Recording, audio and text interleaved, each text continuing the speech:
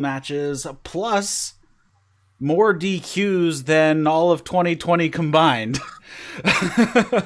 So interesting lineups and interesting outcomes to everything. And though we did have a few more of the sames, we had some stuff that bugs the crap out of me and has been for quite some time. So, and we did have we had a pretty good match. We had a okay match. That was a horrible finish to what was going to be a pretty good match. And then we had a pretty awesome match, I thought, for one of them, for one of the titles. So, overall, I thought this was fine. It is almost non-eventful, though. It was probably almost uneventful in the end. Yeah, it was uneventful. There was a fair amount of stuff that I liked, and some stuff that I was disappointed in, some stuff that I was underwhelmed by. But I don't know. Maybe it's just because New Japan is so consistently phenomenal that we have ridiculous expectations. Because the main event of the second show, I thought it was a disappointing match, but I still thought it was 4 stars. Yeah, it was still, it was disappointing though in just some aspects. Just, I don't know, it just didn't feel like a normal match that you would see between Ibushi and Sanada, really. The crowd, and I know it's COVID and everything, but even in, I don't know, I guess in Tokyo, the crowd has got a better rhythm with the clapping and it seems more lively, but I remember watching at least the first part, most of the Ibushi Sanada match, it was just it's so quiet even for Japan during COVID. It sounded like an empty arena show. I felt like I was watching that first UFC, UFC 16 that was in Japan. That was dead silent. I don't know if you've ever seen that first UFC back when they went to Japan. I don't think I have. But it was just dead quiet. It was really strange. All right, so let's get into this. You're watching to the That's Wrestling podcast. If you're listening to this as a podcast, we do this show live over on YouTube and on Twitch. So you can follow the links in the show notes to your preferred platform of choice for that. If you're watching this on either of those platforms, we do have a podcast version of this as well. You can find it in all your favorite podcast apps. Comments, question, feedback at Eric@thatswrestling.com, and then you can also follow us on Twitter at thatswrestling1 with the number 1. Head over to your favorite podcast app of choice and drop a review as well. And we have a Discord to hang out if you want to follow that link also. So with me tonight, I have Trae Wisecarver back. It's been about 10 days or so since we talked about the last New Beginning shows. Yeah, about. It's been quite a 10 day, but been kind of a shitty 10 days for me. I'm glad to be back and back on the wagon, back to talk some New Japan.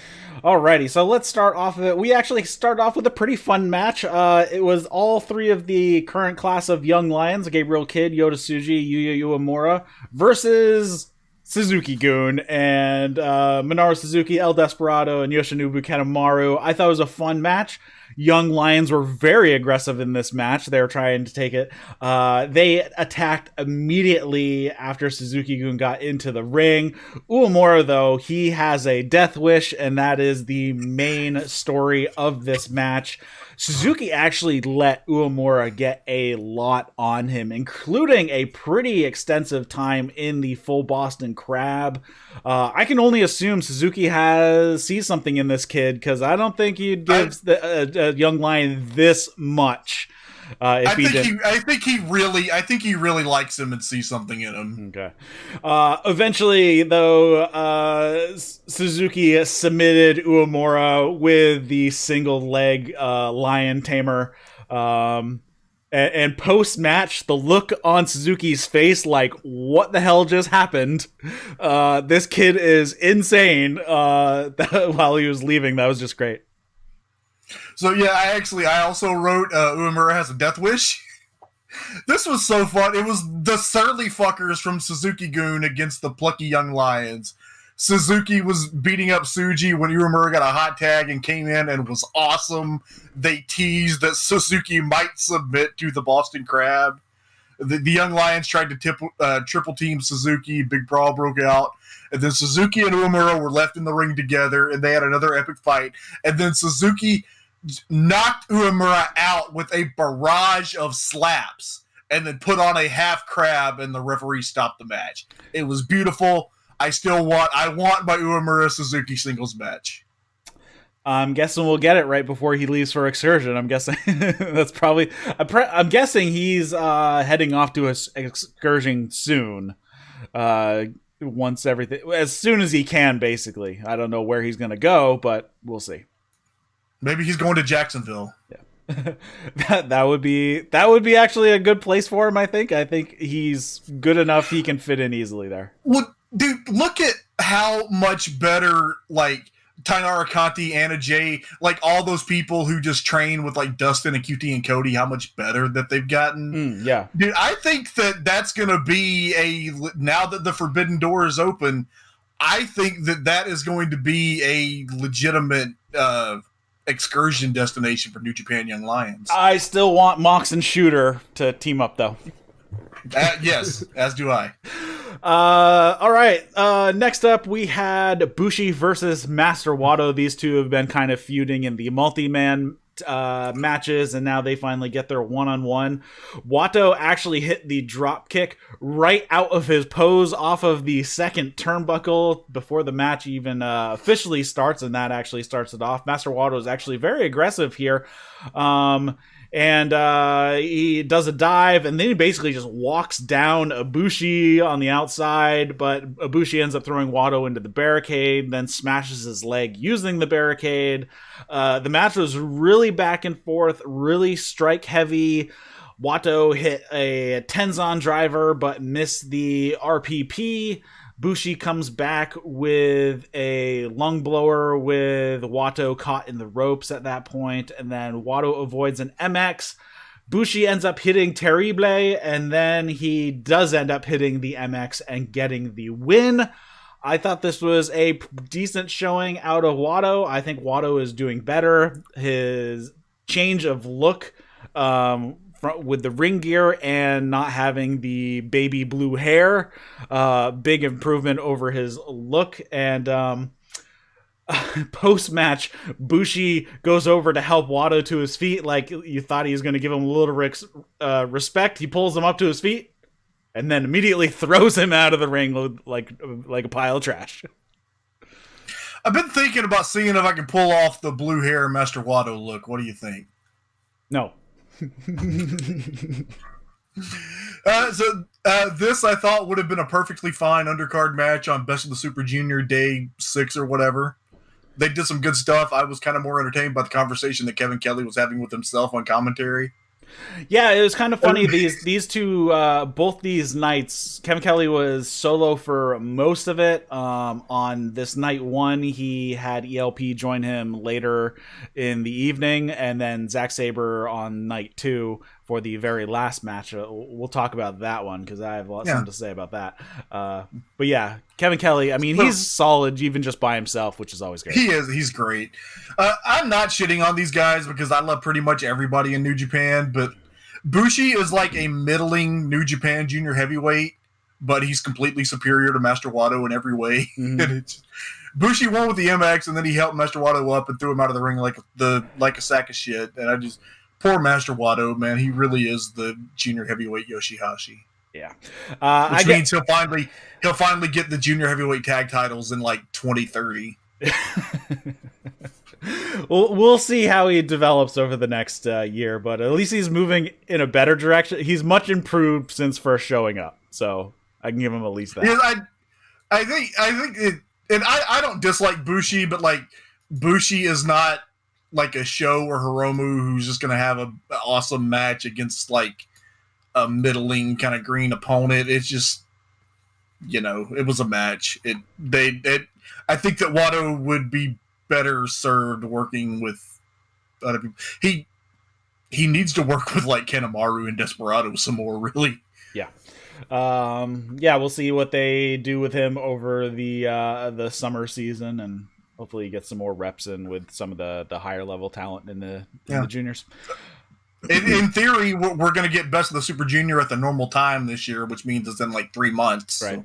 So. Mm-hmm. Next up, we had a match that I just kept typing names and typing names and typing names. I'm like, is the people going to stop coming out? So we have El Phantasmo, Taichi, Ishimori, Evil, Yujiro Takahashi, Jay White versus Tomohiro Ishii, Toru Yano, Kazuchika Okada, Yoshi-Hashi, and Hirooki Goto. So we have a 10-man tag.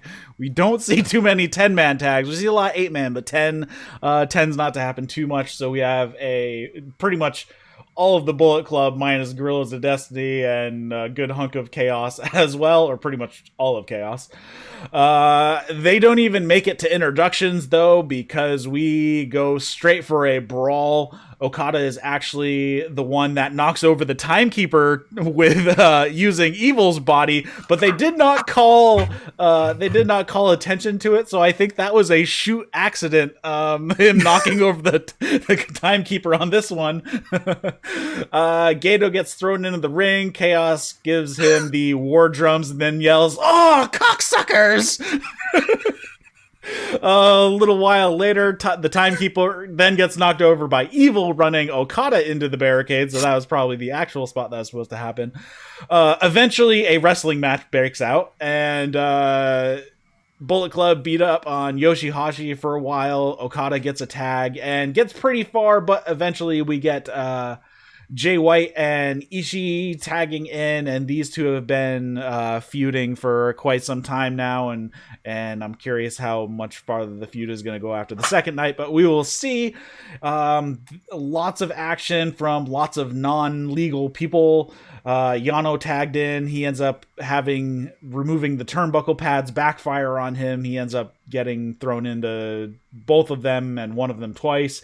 Yano is saved from a pimp juice, and then everyone gets their stuff in. Yano kicks Yujiro in the balls, gets the roll up and the victory pin here. And then kind of the biggest thing, as everybody had left and Evil was kind of the last guy leaving, Okada was still in the ring. Okada slipped out of the ring and attacks Evil from behind, but they are quickly separated. So we have the growing problems with Okada and Evil as well. Yeah, the only real note that I had here was also about Gato yelling, "Ah, you cocksucker!" You hear more English profanity from Jado and Gato than from like every Anglophone New Japan wrestler combined. Well, except in the tag match at the end of this show, the tag match for the titles. There was a lot of swearing in that one. So funny. The other day, I was watching a New Japan show at the Sapporo Dome from 2001, and it happened to be the show where Jado and Gato won the junior heavyweight tag titles for the first time from Liger and El Samurai. And he's just like, even then, it was just like random English swearing, and it's always amused me. That's kind of always been a Jado and Gato thing. A Makabe as well. Yeah. Other than making me laugh, this was just another one of these matches. It made me a little more excited for the Never Six-Man Tag title, which was the point. And then the Yano bullshit overlapped with the Dick Togo bullshit, which is efficient, I guess. So, yeah. Then we had Tetsuya Naito and Sanada versus Tomoaki Hanma and Kota Ibushi. Ibushi and Sanada started off getting a preview of the next night's championship match between the two of them. Back and forth from the pair, with Ibushi eventually getting the better of their first exchange, tagging out to Hanma.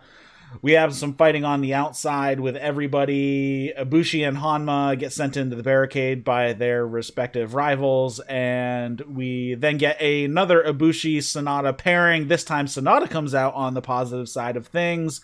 Naito and Hanma pair it off, and Ibushi and Hanma end up hitting stereo Kokeshis on him. Sanada and Ibushi fight on the outside. Ibushi ends up getting taken out. Naito ends up hitting Destino on Hanma and gets the victory. Ibushi and Sanada stay quite cordial post-match. They're just kind of within a couple feet of each other, just talking. I will read my notes verbatim. I feel like I've seen the same basic max configuration 76 times in the past month. Naito beat Hanma again. I have not been watching all those Rotu shows, so this is new to me. I watched every one of them. I don't know why, but I watched every one of them. All right, then we go into our co-main event of the evening, and this is the Dangerous Tekkers, Zack Sabre Jr. and Taichi, challenging Guerillas of Destiny for the IWGP Heavyweight Tag Team Championship.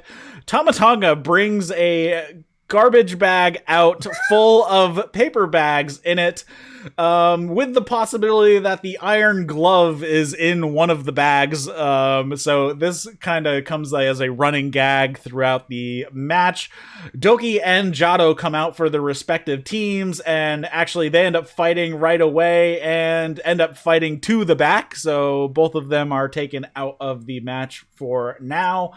We have bags scattered all over the place. Taichi keeps checking them, and he finds a loaf of bread, a boxing glove, a puppet, a hand mirror, another fabric glove, and then Tama runs away with the final bag, and on the outside, Taichi grabs it from Tama Tonga, but he runs Taichi into the barricade, and the bag goes flying into Kanemaru's lap, who is at ringside, who is on the commentary.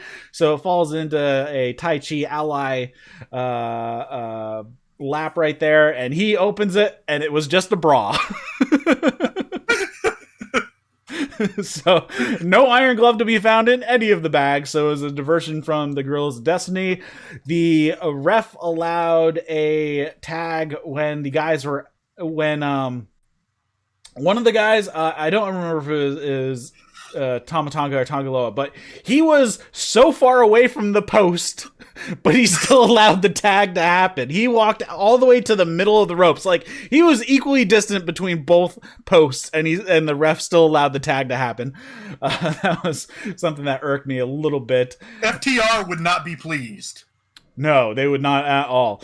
God work over Taichi for a while. Taichi tries to steal Ibushi's gimmick, and we have a short zombie Taichi until Tama Tonga ends up kicking him in the side of the head, and that knocks the zombie right out of him.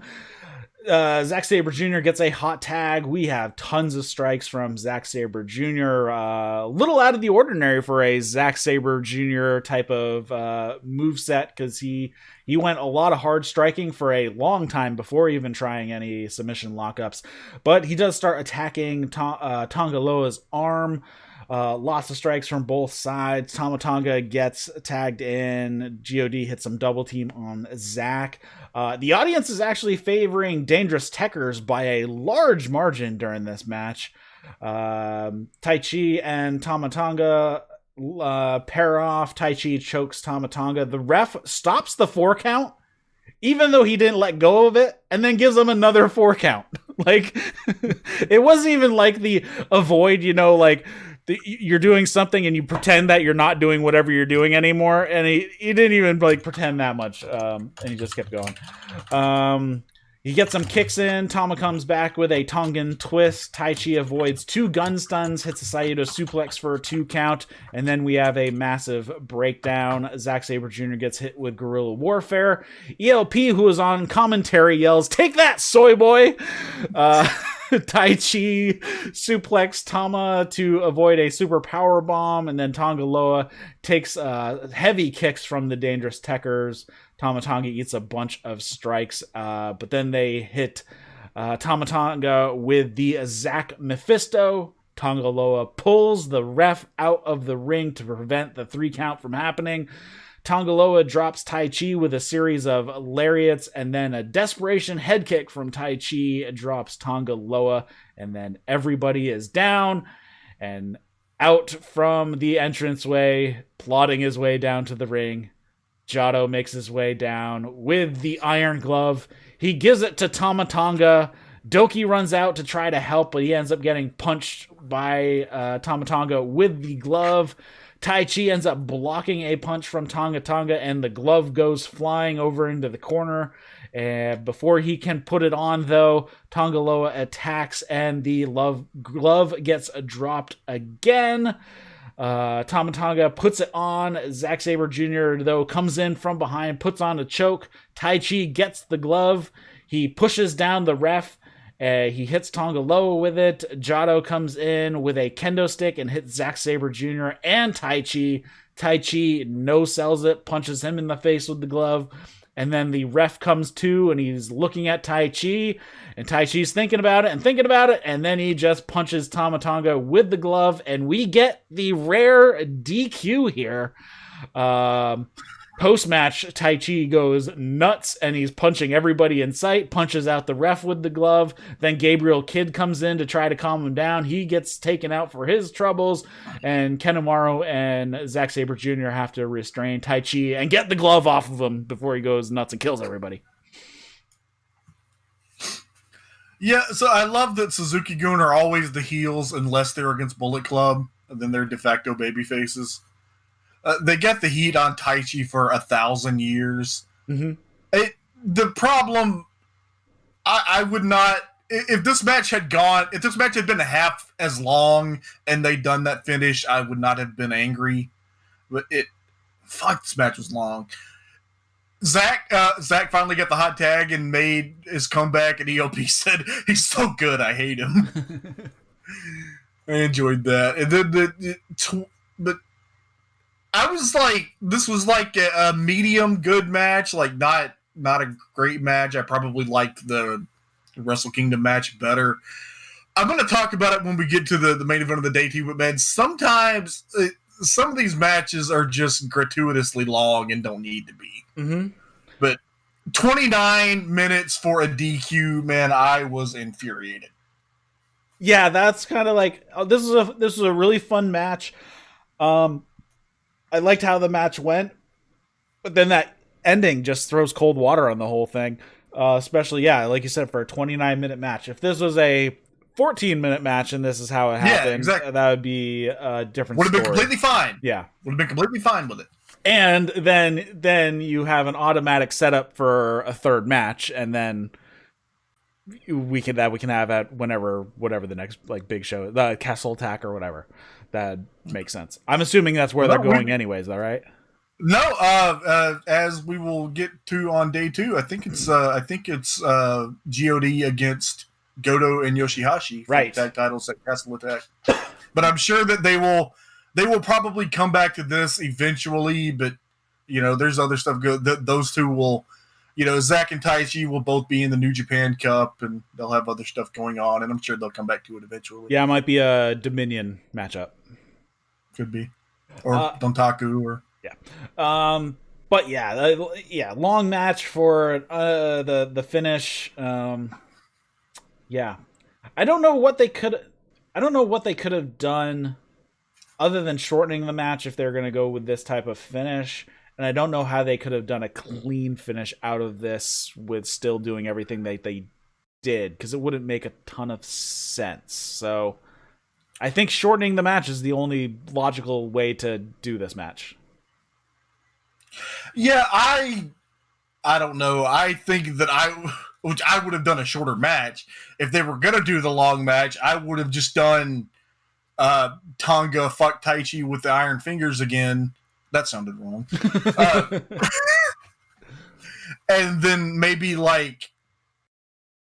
have them like in a single, in like the first round of the New Japan Cup, and do some shit, and then have Taichi finally get the glove back there. I don't know.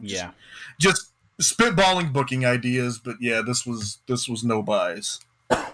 Next up, we had the main event of the evening, and this was Sho taking on Hiromu Takahashi for the IWGP Junior Heavyweight Championship match. And I thought this was probably the best match of the two nights. They just start throwing forearms, and they threw forearms for the first 8 minutes before they finally got to any like meaningful wrestling after that. They fight up onto the apron. Hiromu ends up hitting a sunset bomb to the floor. While Sho was laid out on the floor, Hiromu goes up to the top rope, probably to hit his normal like sit out, West Coast pop type of thing that he likes to do. But Sho runs up, follows him up. He gets up there and he gives Hiromu a power bomb onto the apron. That was nasty. That was nasty. He like folded him in half. They work into the ring. Sho works an armbar, but Hiromu gets to the ropes. They slow things down. So this was all took place. We're 20 minutes in at this point. It was basically all forearms and then that spot. That was basically it. So they threw forearms for 20 minutes. They go back to throwing hands to slow things down. Hiromu hits a running forearm, only gets a 1 count. Sho hits a running forearm, only gets a 1 count. Hiromu hits a running forearm, only gets a 1 count. Sho does it again, only gets a 1 count. And then they collide in the ring with Sho getting the forearm in there, but they both collapse. Sho's first to his feet, but Hiromu blocks his lariat and locks on D. Sho powers out of it, and he actually ends up working a Kimura. They roll, but Sho keeps it on. Hiromu struggles, but eventually does get to the ropes to break the hold. Sho hits a power breaker that folded Hiromu in half the wrong direction. Like, your back is not supposed to bend that far, but his did. Hiromu flips out of a shock arrow attempt, hits a headbutt, both guys collapse. Hiromu hit a super kick, and Sho ends up coming back with a jumping knee, another double down. Sho hits a cross-arm pile driver for a 2 count just after the 30-minute mark. Hiromu avoids a shock arrow, and Sho tries to salvage it into a suplex, but Hiromu hits a DDT out of that. Hiromu then hits 6 super kicks in a row, and Sho only drops down to a knee. Sho attempts a flying knee. Hiromu catches it, transitions, but Sho transitions into an armbar attempt, but Hiromu powers Sho up, hits the buckle driver, then hits a time bomb, only gets a 2 count. The crowd is going crazy at this point. They are stomping their feet and clapping their hands, making as much noise as they're allowed to without making vocal noise, and they hit the 35-minute mark. Hiromu hits a running lariat, time bomb 2, and gets the win. I thought this was a pretty solid match, a little excessively long, but it was still entertaining nonetheless. It was a little long, but I feel like it justified itself. It did not overstay its welcome. It's funny, like, whenever you're talking, I'm just reading through and see, like, there will be, like, a few things that I think are my better points, and you say the exact same thing in slightly different words. But yeah, they tore straight into each other. They've been having these wild strike exchanges in all of the tag matches on this tour, but they turned it up several notches here. So they were dojo classmates. Hiromu's a little senior. They respect each other. They're probably friends to a significant degree, but they both want to be the best, and the path for either one of them to be the best goes through the other. And I love that shit, man. Love it when my wrestling has a real sports competition feel. At the 20-minute mark, I had very little written down because the story of this match was just these guys are going to beat the shit out of each other until one of them stays down. And they did, and it was great. Mm-hmm. So they got to the point where they were both going for the submissions. Hiromu went for D, Sho went for the Kimura, Sho hit that power breaker. And then when he went for the shock arrow, Hiromu spun through it and headbutted Sho in the face. That was awesome. That was cross-arm pile driver at the 30-minute mark for 2. But when Sho kicked out of the time bomb, and the crowd exploded as much as they could with just clapping and stomping. We passed the 35-minute mark, 35 and a little change, or whatever it was, to make this the longest IWGP Junior Heavyweight title match in history. Mm-hmm. And then Hiromu won with the time bomb too, and I just wrote, holy shit. Yeah, it was pretty good. The 6 super kicks in a row. I think they took a lot out of the Taichi Ibushi match, but instead of kicks, they were just all forearms. So yeah, pretty good. Post match, ELP leaves commentary. It jumps into the ring when Hiromu is still laying on the mat, but Bushi runs down to make the save. Ishimori comes down to pull Bushi off. Hiromu ducks ELP's super kick attempt, and ELP and Ishimori go packing. ELP grabs the mic and says he's sick and tired of Hiromu making ELP and Ishimori look like fools. He's sick of the title being over his shoulders. A title you didn't even earn. It was given to you by this bullshit company, and I'm not leaving Japan until that title is around my waist. Hiromu challenges ELP and Ishimori for their tag titles, and that's probably going to be coming up at the Castle Attack shows. Probably. I think so. I know the ELP and Hiromu matches on one of them. I'm not sure if the junior tag title. We should look at that before we get through here. Mm-hmm. But so the 6 super kicks is actually relevant because ELP said it's only going to take me one. Right. Let's see. Castle Attack. Oh, it's just going to be ELP and Hiromu for the junior title on night 2. The same night, Kota, Bushi, and Naito will be going after the Intercontinental Championship. Yeah, I think all the title matches are on night 2, and the first night is a bunch of special singles matches. Yep. All right, we move on to the second night in Hiroshima, February. You got something? Just wanted to point out, like a week after those Castle Attack shows, we've got the anniversary show at Budokan too. Okay, so yep. Some of that might be being saved for there. Yes. All right, second night in Hiroshima, February 11th, 2021. We start off with a different flavor of Suzuki-gun taking on the Young Lions. This time it's Taichi, Zack Sabre Jr., and Doki. Not a bad match. Young Lions beat the crap out of Zack for quite some time during this match instead of Suzuki. But in the end, Zack Sabre Jr. taps out Kid with an armbar. That's about what happened. Yeah, it was Zack and Uemura was good shit. Man, Uemura is going to be such a special talent. I also want Zack versus Kid. Actually, I want Suzuki and Zack versus Uemura and Gabriel Kid. That sounds awesome. That does sound awesome. Next up, we had El Desperado, Yoshinobu, Kanemaru, and Minoru Suzuki. So the rest of Suzuki-gun versus Tomoaki Honma, Master Wato, and Sho. Suzuki and Honma started off. Honma was super sloppy during this match. He was not moving well at all. I had to look it up. Honma is only 44. He looks and moves like he's 64, and Minoru Suzuki is 52 and moving way better. Well, Honma broke his neck like 3 years ago. He was one of the he was phenomenal about that. Like there was like a 2014 to 2016 stretch that he was having these incredible matches. He was in like a couple of G1s having all these wars. He had a bunch of wars over the Never title with Ishii. And then he broke his neck and came back it's kind of a miracle that he was able to wrestle anymore. But this is about his level now. When did he get his throat crushed?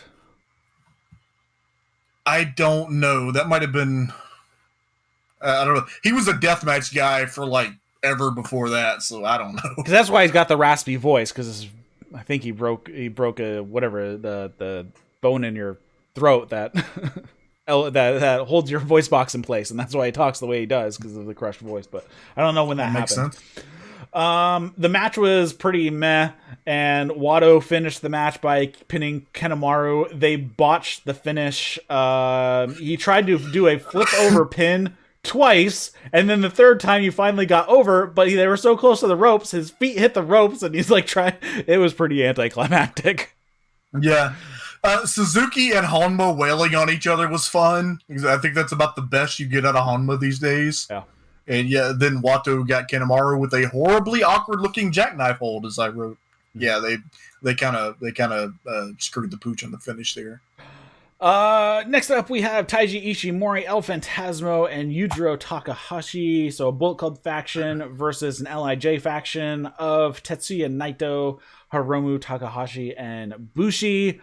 It was a match, just really a vehicle to further Hiromu and ELP rivalry and a preview of a junior tag title match at some point. Yujiro got a pretty good bloody nose here. I didn't notice when it actually happened. Hopefully it's not actually broken, but it was bleeding pretty good, so it could be. Naito picks up the win with the Destino over Yujiro. Some taunting between ELP and Hiromu over the junior belts after the match was over. This is about it. Yeah, it's funny to me. So Naito and Yujiro were tag team partners many years ago until Yujiro turned on him. They were like, Yujiro was like the hotter prospect coming out of the dojo. He was senior to Naito in the dojo, and it's bizarre to watch that like Naito is like one of the top guys and Yujiro is the fall guy. Yujiro. Yeah, he's the guy. He's the guy who takes the fall in the 6-man tag when he's teaming with the junior heavyweight tag champion. Yeah. Right? Yeah. Yeah, he's like the one heavyweight on the team, and he's the one who gets taken out. Yeah. But hey man, he's got a job and he's done his role for years, and I got some time for Yujiro, man. I mean, he's fine in the ring. He is perfectly serviceable, and I think that's why he's always in there, because he can get the job done. He looks good in the ring and still has some fun. And, of course, when it's not COVID time, he always has hot ladies with him. Yeah, that's what the old-timers used to say, man. If you know how to work, you'll always have a job. Right. Next up, we had Evil and Dick Togo versus Kazuchika Okada and Toru Yano. This ended up being a nothing match as Evil and Okada were fighting on the outside. It ended in a double countout because Evil just kept Okada pinned down with a chair, and was fine with a countout. Question though, he's using a chair in front of the ref while isn't that a DQ at that point? New Japan. Yeah, double count out in 1 minute and 27 seconds. Evil and Dick Togo were leaving, and Okada runs down the aisle, hits Evil in the back with a chair, and then Okada grabs the mic. I can basically assume that he just called Evil a little bitch, and they decided to have their singles match right now. So we go straight into the next match of Evil versus Kazuchika Okada. They start out with a hockey fight. Okada hits a running elbow. Evil throws Okada down to the mat by the hair. Okada hits the backpack neck breaker. Okada hits a drop kick, locks on a money clip, but Evil gets out of it. Eventually, Evil gets Okada into the Scorpion Deathlock. Dick Togo comes down, and they both beat on Okada, and then now we end up with a DQ. Yano comes down to make the save, but he gets kicked in the balls for his trouble, and Togo chokes out Okada with the garrote afterwards. Yeah, this was very not typical New Japan booking. We had a 1.5-minute tag match and a 6-minute singles match. Both ended in non-finishes. They've been building to an Okada Evil match this whole tour, and there's that kind of symmetry that I enjoy. It was last year on the first night of a doubleheader at Osaka-jo Hall when Evil screwed Okada and joined Bullet Club and won the New Japan Cup. And so we'll finally have the proper rematch on the first night of a doubleheader at Osaka-jo Hall. All right, sounds good. So hopefully we can keep Dick Togo out of it, and hopefully Okada has somebody second him to keep Dick Togo in check. That's what I'm hoping actually happens. But I guess we'll see. I don't know why so many people don't have a second when they know Dick Togo or Jado or Gato are out there. Yano is in your faction, man. Just bring him out. Right. He's the sublime master thief. Come on. Right. Next up, we had the never open weight 6-man tag team titles on the line. Jay White, Tamatonga Tonga Loa challenging the current champions of Yoshi-Hashi, Hirooki Goto, and Tomohiro Ishii. Dick Togo and Jado come out as well with their Bullet Club brethren. So this is the spot where it's like, Chaos should at least have one guy out there. But no, it's 5 Bullet Club members and 3 Chaos, and that is it. Chaos attacks Bullet Club while they're getting checked by the ref. Ishii and White pair off, continuing their blood feud that's been going on. Chaos triple teams each member of Bullet Club one at a time. A lot of complete breakdowns in this match. Lots of double and triple teaming from both teams. They get the heat on Yoshi-Hashi, who is just about dead after getting folded up by a slam. He basically played like he got knocked out, but clearly he didn't. Yoshi-Hashi makes a zombie comeback and finally gets a tag to Goto. Goto takes out everybody, survives an attempted double team from God. Jay White runs in and moves things back in Bullet Club's favor. Goto ends up eating a Tongan twist for a 2 count, and then Ishii and Jay White get their time together once again. Ishii beats down White in the corner. Gato jumps up for a distraction. White hits a draping DDT, and then on the outside runs Ishii into the barricade right in front of the commentary team a few times. Just about cracked Tanahashi's head open with the plexiglass that he was sitting in front of him. I don't know. That just went right over his shoulder, edge first. So that could have been bad if that clocked him right in the face. Blade Buster for 2 back in the ring. Tonga Loa comes in without being legal and fights with Ishii while the ref just stands there with his thumb up his ass and lets that happen. Plus some triple teaming from Bullet Club for 2 minutes solid. The ref is just standing there just one.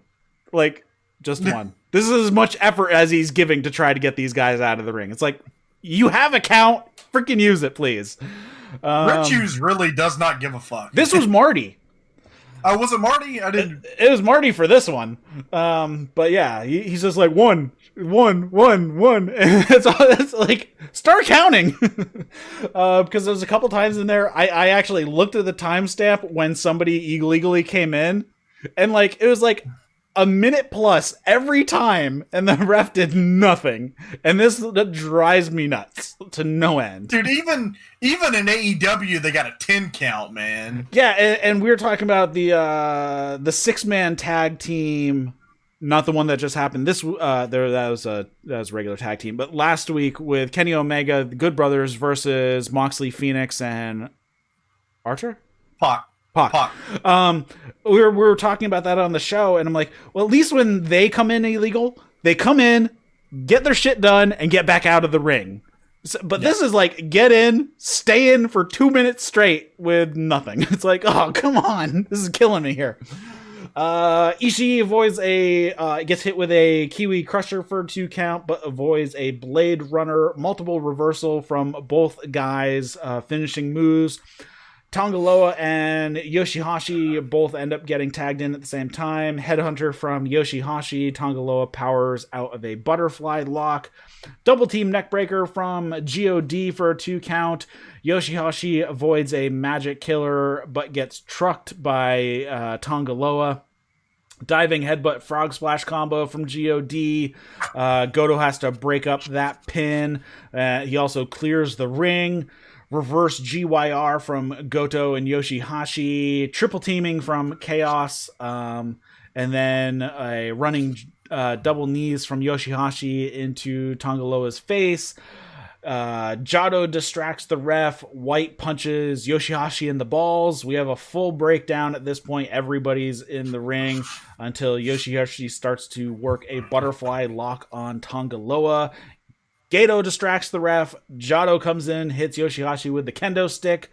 Tonga Loa takes Yoshi-Hashi out with a lariat for a very close 2 count. But then Yoshi-Hashi hits the God, what do you want to call this? Achilles heel, and pins Tonga Loa with a cradle.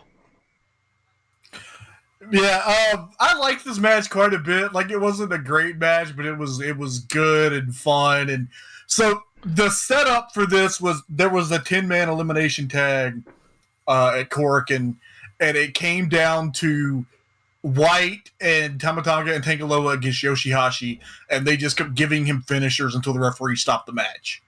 So like that played into Did he stop the match, or was it a 30-minute draw? No, they stopped. It was a referee stop. Okay, because I know there were some 30-minute draws on some of those matches too. I didn't know if that was one of them. Those were both. Those are like the Ibushi Sanada Sho Hiromu tag matches. Okay, but yeah, it was a referee stop because they just kept giving Yoshi-Hashi finishers.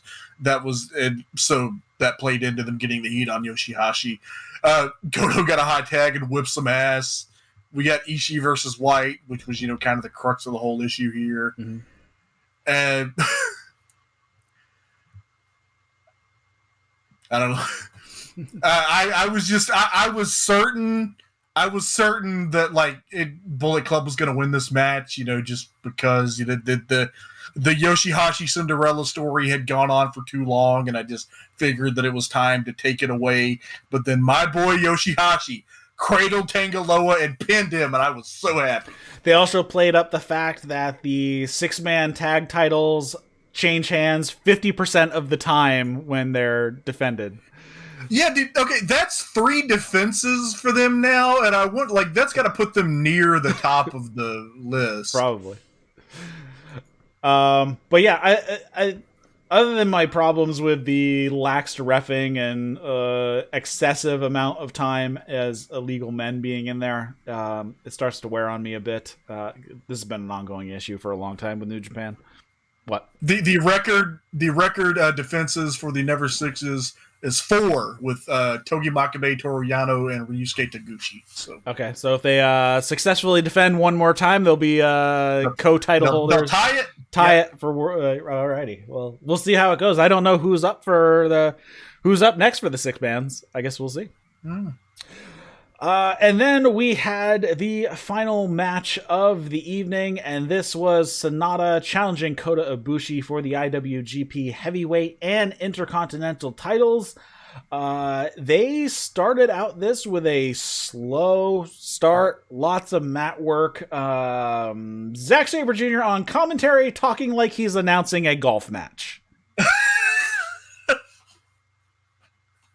Kinda, yeah, I see that.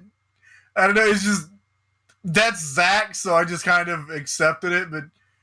He was damn quiet. He was, like, whispering into the microphone, like, trying not to, like, distract the guys in the ring like it's a golf tournament.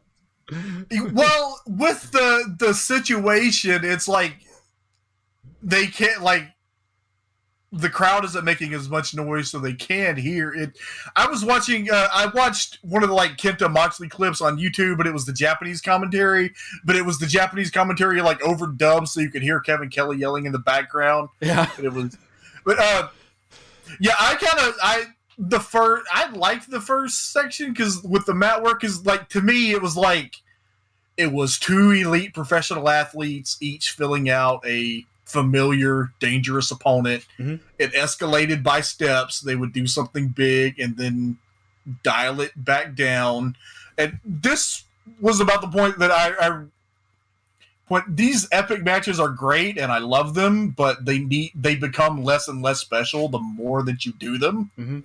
Like, you don't need to do 35 minutes at every big show main event, which this match ended up going 27, so it was an improvement. But like, if they had done this match as like a 15 to 20 minute sprint, it would have been phenomenal, and it would have been a completely different match from the G1 final. Yeah, I think so. I'll let you finish recapping the match. Sanada let go of the skull end and missed the moonsault. I have that right now. Zack said, as you know, I'm not terribly fond of backflips. And I popped because I have the Zack Sabre Jr., the Sex Pistol shirt that says, never mind the backflips, here's the arm bars. And I wore it WrestleMania 2016 weekend in Dallas. So I'm actually wearing it I took a selfie with Zack I think I was wearing a different shirt when I met Zack at WrestleCon. But I'm wearing it I have pictures with Kota Ibushi and Terry Funk, and I'm wearing that shirt. Nice. There's one. Talking about Zack being quiet on commentary. That's like kind of what I loved about ELP on commentary because you could hear him through the announcer mic plus the mics on the floor picking up the stuff in the ring, so you could hear a slight echo in his voice. It was super close, but you could hear that he was getting picked up on both the ring mics and his mic, which is what I loved about the whole thing. And he kept swearing a lot, and Kevin Kelly had to chastise him.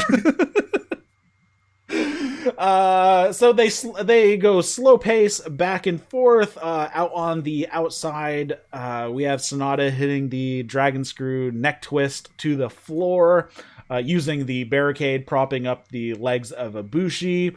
Ibushi hits a last ride powerbomb for a 2 count. Sanada works a skull end for quite some time, and then here it is. Sanada, the dumbass, lets go of the hold instead of letting the ref call the match and misses the moonsault. Ibushi avoids another skull end and lawn darts Sanada into the corner. Sanada gives Ibushi a TKO from the apron to the floor that just looked horribly executed because both of them landed on their feet before then going forward with like the rest of the move. Yeah, it looked like it went completely wrong, but I'm not sure because I couldn't figure out what it would have looked like if it went right. If it would be Sanada would have taken a back bump, and then Ibushi would have taken basically a front bump, but they both landed on their feet first before the rest. And I'm like, oh man, that would be Sanada probably would have been better off taking the back bump because that was not good on his knees with his feet getting stuck on the mats and then him still having to kind of go down to his back. He probably could have torn something awful. I shuddered. Another story from that same WrestleMania weekend in Dallas. I'm leaving the WrestleCon hotel and I see an old Japanese man getting out of a taxi and walking in, and it's the Great Muta. And the way that he moved, like, oh my god, his knees looked like he was just miserable. And I'm worried for Sanada's knees doing 2 moonsaults in big matches like this. 3 actually. 3. Back in the ring, Sanada hits a German with a bridge for a 2 count. Ibushi attempts a roll up for a 2 count and then immediately hits a Bomaye after they pop back up. Sanada turns a Kamigoye into a pop-up TKO, then hits a moonsault to the back, and then goes for another to the front, but Ibushi rolls out of gets his knees up, actually. And then I wrote here, this seems to be a go-to for Sanada, where we have he lets go of the skull end and misses the moonsault, and then hits a moonsault to the back, but doesn't hit the second one. It never works out. It's a little repetitive on his moving his finishing attempts. As Kevin Kelly pointed out, the moonsault to the back and the moonsault to the front is the way that he finally beat Okada. Mm-hmm. True. Just feels kind of repetitive sometimes when you see it a lot. Oh, there was a lot of stuff that I felt was repetitive about this and a lot of this, but yeah. Ibushi blocks the Japanese clutch and hits a Kamigoye to the back of the head, hits another one to the front, and Sanada kicks out. Exchange of some roll-up attempts. Sanada gets the closest of 2 counts. It was actually a 3. Ibushi was way late in kicking out, and Red Shoes had stopped the count before he even kicked out. Ibushi comes back with a Kamigoye without the knee pad and gets the win. Post-match, Naito comes out and challenges Ibushi for the IC title alone. Yep. And that's the main event of night 2 at Castle Attack. The other thing, the spot where Ibushi blocked the O'Connor roll and turned it into a Kamigoye to the back of the head was awesome. Yeah, it was sweet. And then Ibushi hitting the proper Kamigoye and Sanada kicking out, like, I felt nothing because it happens all the time now. Like, when it happened in the G1 final, it was like, holy shit, because that never happened. Right. And then I was okay with it, the amount that it happened in the 2 Tokyo Dome main events, but it, like, just, it's a little too much, and it like that finisher was so well protected for so long, and then now they're just whatever with it. Yeah, that should have been the finish. The one to the back of the head, then the one to the front. That should have been the end. I think it would have been a significantly better finish. Yeah, but this was a very good match. It was not a great match. It was not nearly as good as their G1 final, but it was good. Yeah. So what's coming up here? So we have the Castle Attack shows, and really it's night 2 that has the matches to look out for. I have not looked through all of the Road 2 shows. I'm guessing there might be a match or two in there that we might want to pay attention to. Not really, I don't think so. But we have a new young lion debuting. Do we?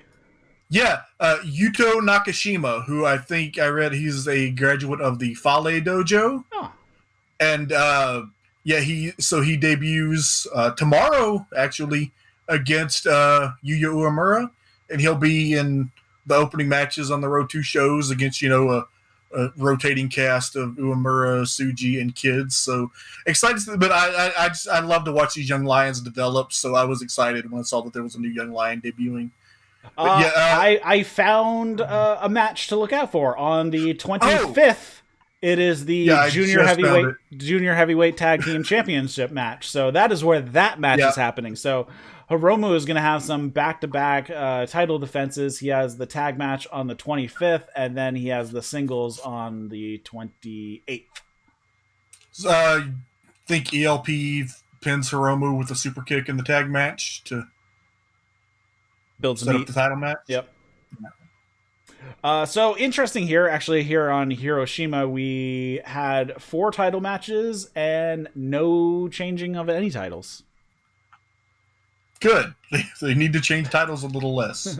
Yeah, they actually have been changing a little bit more often, haven't they?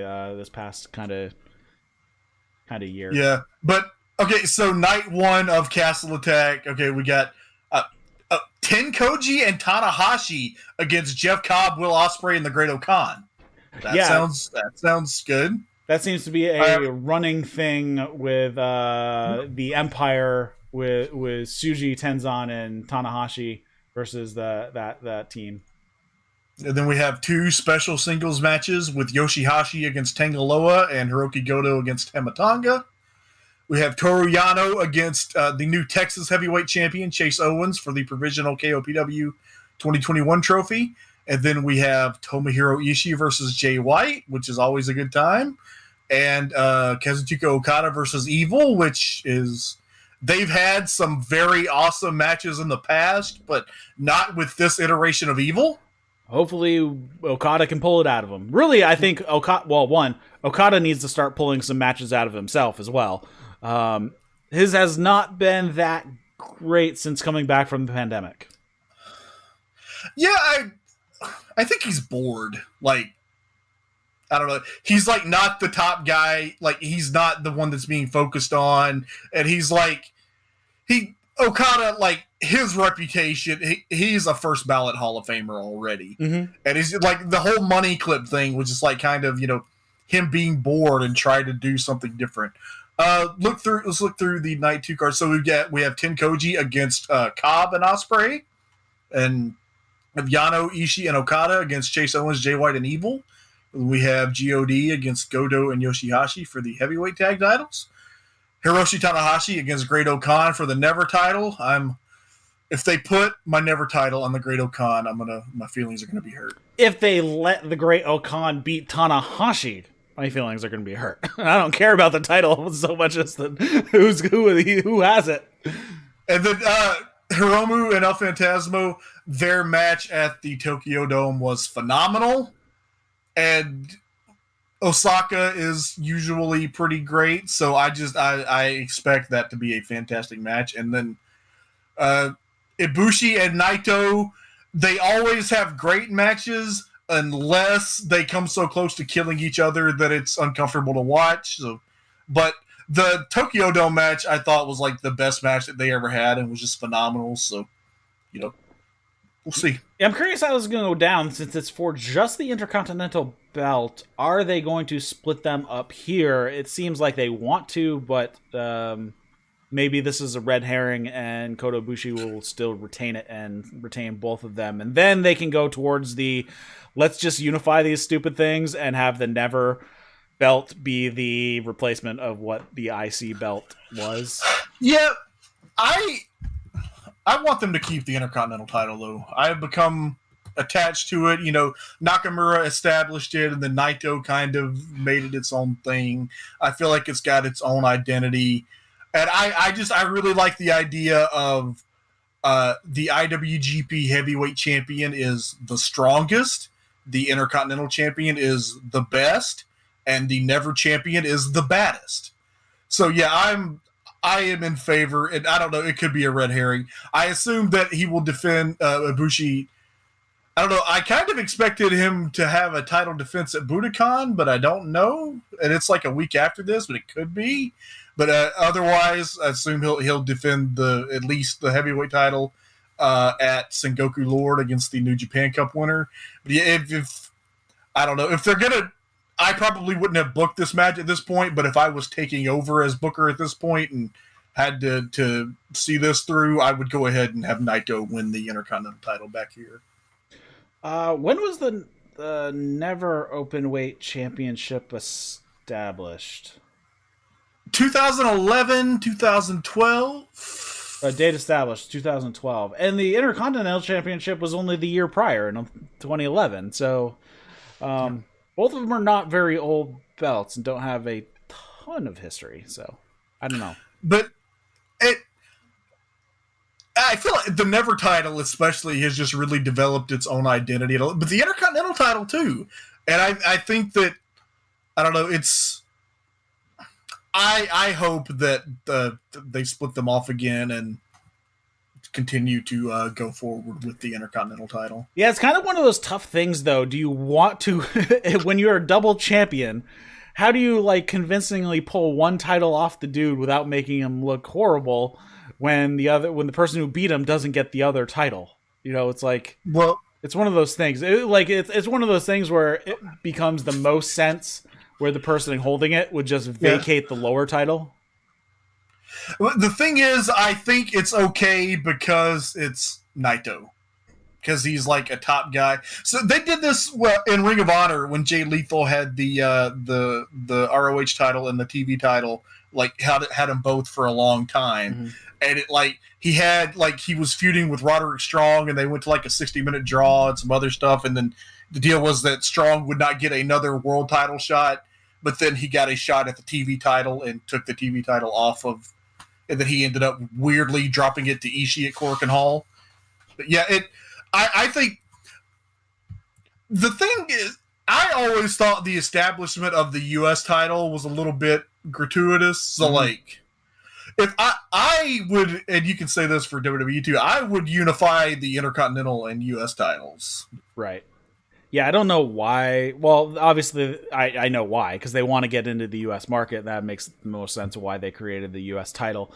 But as far as like the IC title, I mean, this is something that I've advocated for most secondary titles, is that use that title as a gateway to the heavyweight title. And if somebody holds that lower belt for, say, 6 months, they can turn it in and vacate it for a shot at the heavyweight championship.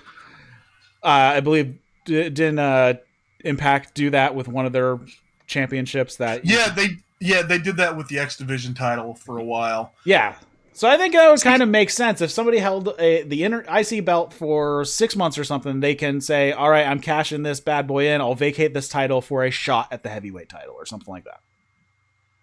Yeah, add some stakes to it. So when we come back at the end of the month, we will have 2 nights at Osaka-jo Hall to talk about. And also we will have, finally, at long last, the U.S. title match between Jon Moxley and Kenta. And who do you think's going to win? I hope Moxley retains.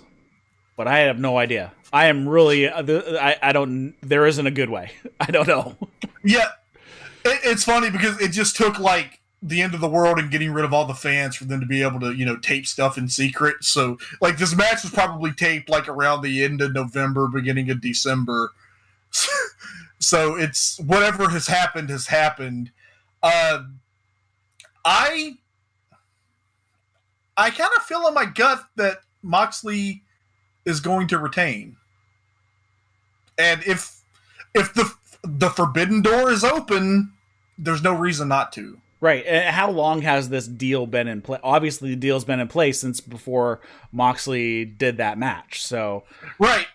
Well, when they did the angle with Impact, which I still can't figure out exactly when those tapings would have been. That match might have been taped before Moxley lost the title to Omega. I don't know. I could be completely wrong. Maybe. I think the consensus is those tapings happened in early December. So right after him losing the belt, the AEW championship. Yeah, but when I forgot what I was going to say. Moxley Kenta. I think you said something about the Impact. The Impact tapings. Oh well, I was like, when that whole thing happened, I was like, okay, if Omega is going to work an Impact pay-per-view, there's no reason Moxley can't wrestle Kenta in California. And of course, little did we know that match had in fact actually already been taped by the time I said that. Yep. It's going to be interesting how that plays out as well. They can make the U.S. title special though if they mostly have it defended on U.S. soil. That would kind of make the most sense instead of doing so many defenses in Japan. Actually have it mean something for the U.S. contingent of New Japan. Obviously, the pandemic kind of threw a wrench into all that stuff, but they weren't really going that way pre-pandemic anyways. I really hope that, I really like New Japan Strong, and I hope it carries on. I really like. It's kind of like, it's almost like NXT USA for New Japan. Mm-hmm. It's really cool. So I hope when they have fans back, fans in that little building in Los Angeles, I think that would be an awesome environment, and that would be, that would be a place to do U.S. title matches. They should go use the old Lucha Underground temple. Oh yeah, man, that would. I feel like Moxley would really enjoy himself there. Yeah, I think that would be great if they just did their tapings in that place. I think that'd be great. All right. Anything? So basically, we have February 26th. Is the U.S. title match on New Japan Strong. On the 25th is the Junior Heavyweight Championship Tag Team Championship match. So that's on a Road 2 show. Oh, man, we got four nights in a row of TV to watch. The 26th, so the 25th, the 26th, and then the 27th is the first night of Castle Attack. 28th is the second night. So 4 nights in a row, and then we will be back, hopefully, before the anniversary show on March 4th. So we got a lot of stuff. Hopefully we'll cover it. We'll probably most likely cover it on the 2nd, which is Tuesday. Yeah, it's typically about what we do. Or we'll run up on Dynamite and do it on Wednesday. We will be here with that eventually. Yes. All right. Anything else you want to cover before we wrap it up here? I think we covered it now. Nah. All right, cool. Thanks everybody for listening and watching to That's Wrestling. If you're listening as a podcast, we do this show live over on Twitch and on YouTube, so pick your platform of choice. Links are in the show notes, and follow us on Twitter at That's Wrestling 1 with the number 1. I've been putting out there when we know what time we're going to be going live, so you can follow us there. But also, if you follow us on Twitch or on YouTube, it will alert you as soon as we go live on Twitch. And as soon as we schedule a live stream on YouTube, it will let you know. There's also a Discord. You can come hang out with us as well. Head over to your favorite podcast app of choice and give us a review. Comments, question, feedback, you can send those to eric@thatswrestling.com. And I think that's it. So for Trae Wisecarver, my name is Eric LaRoche, and you have been watching and listening to That's Wrestling. See you later, guys.